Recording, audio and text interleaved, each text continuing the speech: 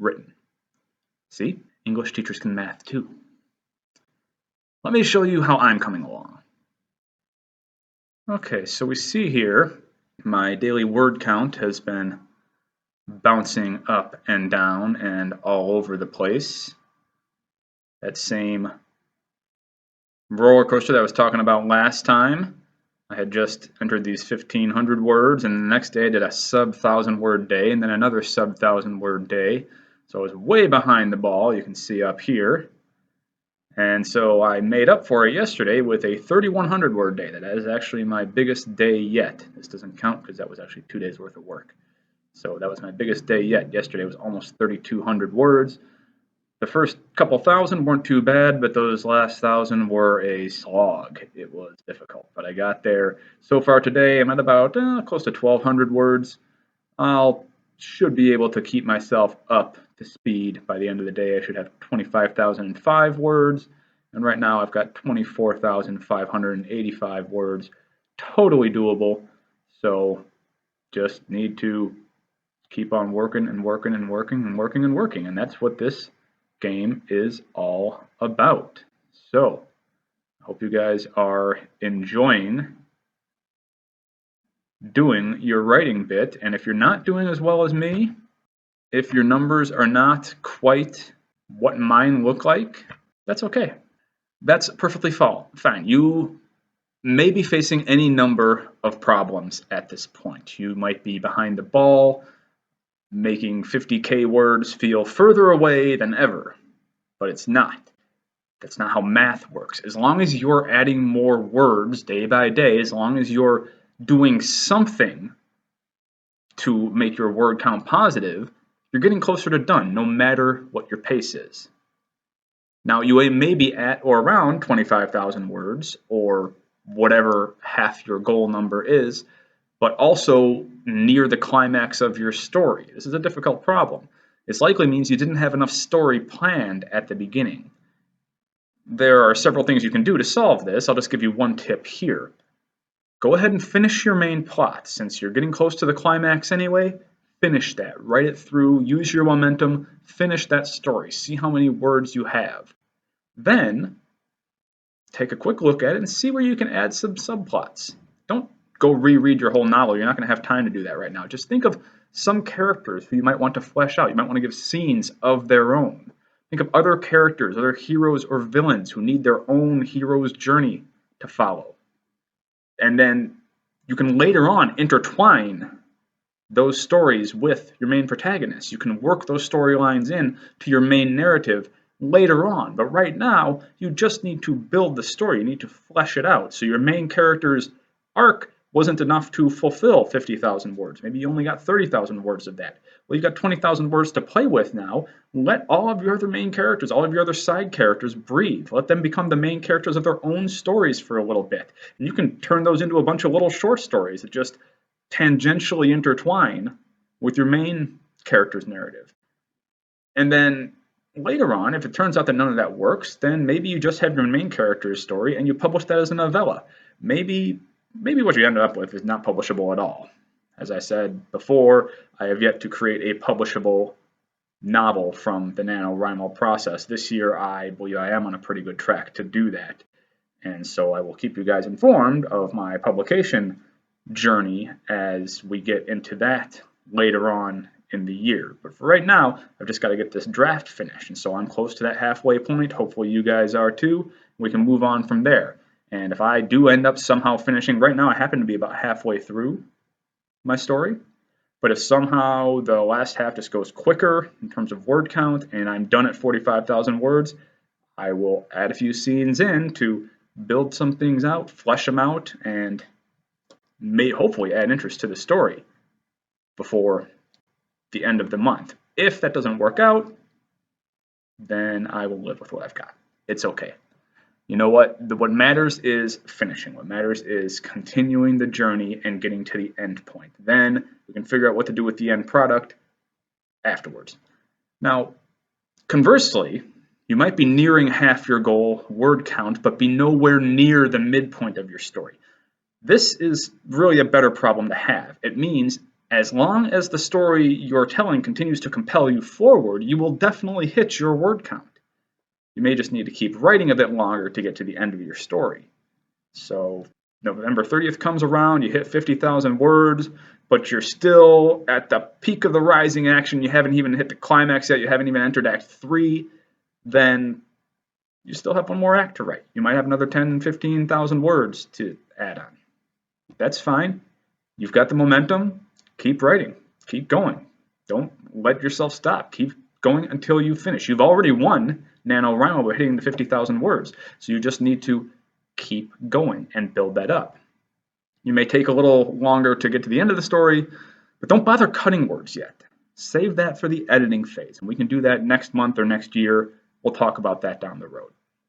So part of the challenge I'm facing in getting my daily word count in is what I call the mid-novel slog.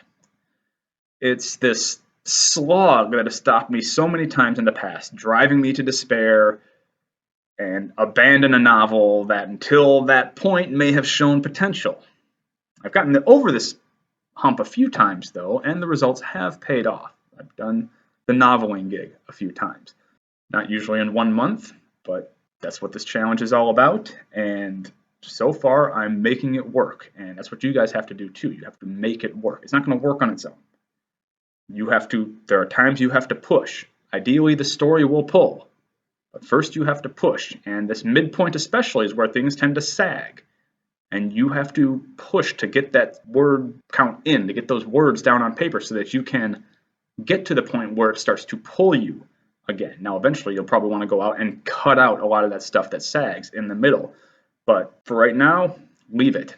The point is not to get it perfect on your first draft, ever.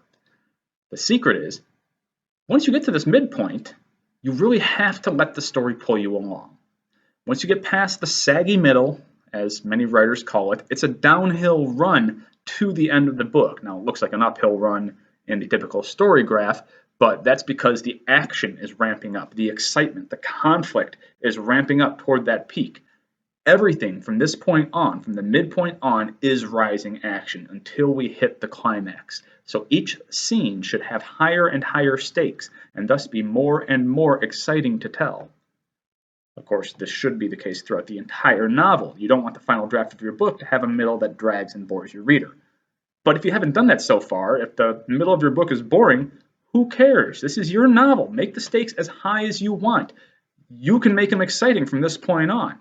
If your novel's boring so far, what can you switch up? What can you change? What characters can you add? What character archetypes can you fit into your story? What characterization notes can you add to your main character to flesh your main character out and make them a more interesting protagonist, somebody we want to root for and follow along with on their story? Make those stakes as high as you want, then make them higher. Make them outrageous. Whatever it takes to draw you back to the page and pull words from your pen, figuratively speaking. Don't let the middle of your book be a bore for you. Let your hero have a revelation here, or a major setback, or both. Make it more exciting, or make it more boring. Let yourself put a conversation in there. If it's just been action, action, action, action, action, here's the point. Have a major change, a major reversal. We're in the middle of the book. This is the time when a major reversal should happen. So if your hero has just been getting beat up over and over and over again, this is the time your hero should start discovering something about herself, some inner strength or quality that she can use to start winning, and give her a small victory, not a major victory. The small victory should lead to actually a bigger challenge. But give her a small victory. Let us see your character moving in a positive direction. It's like, whoa, now my character's moving in a positive direction. What else can happen? Oh, character's moving in a positive direction. What else can I throw at her? And what can she handle? And what can't she handle? What does she need to learn to be able to handle the final conflict? What needs to happen from this point on? We're building the excitement, building the tension, no matter what. Even if you do, let your characters breathe a little bit. Let them have a conversation. Let them interact in a more normal human sort of way, a more boring sort of way that lets you get to know your characters better and lets your reader get to know their characters better. Then you can throw them back into the action right after that. Sorry if I'm rambling here, guys, but these are a lot of different ideas. These are a lot of different ways that novels can work, and there is no one right way. But once you pass this middle point, the hardest part is over. Once you pass that, I think the middle is the hardest point to get past, because the climax, the end of your story, especially if you have a decent idea of what that is, it should pull you. It should be exciting. It should be like, oh my God, I cannot wait to write that so that other people can read it, so I can share it with the world, or just so I can read it, just so I can say I'm done. That ending should pull you. But it's like you're running a long distance race. You're running a marathon and you're at mile 13, and mile 26 seems further away than it's ever been. You're just about ready to die. You're not. Is it going to get easier? Not necessarily, but you're going to get better at pushing forward because you won't need to push as much, because you will be pulled by that end point. When a marathon runner gets to mile 22, 4 more miles may seem like forever for him. Those last 4 miles may take as long in his mind as the previous 22 miles did, but very rarely does a runner stop on mile 22. If a runner's going to stop, they're stopping around mile 13. Because by the time you get to 22, well, you might as well finish the damn thing. So keep writing and get yourself moving, get that push going, and then let that ending pull you. Remember, you've got great scenes to write in the future. So why don't you just jump to one of those great scenes right now, start writing it, get rolling, and let that ending pull you forward. And if you're, again, those other problems are intertwining, think about subplots you can work in. Think about characters you can explore. You can't do anything wrong at this point, except for not writing. The only bad NaNoWriMo novel is the one you never finish. At this point, you know it's going to be crap, and that's better. It's better to have actual crap that's real, that you can fix and make better, than to have nothing. And to say, oh, I'm a would-be novelist. No, you're a novelist. Finish your damn novel. I'll talk to you next time, guys. Thanks a lot for tuning into Creative Writing Corner. I've been Luke J. Morris. Right on.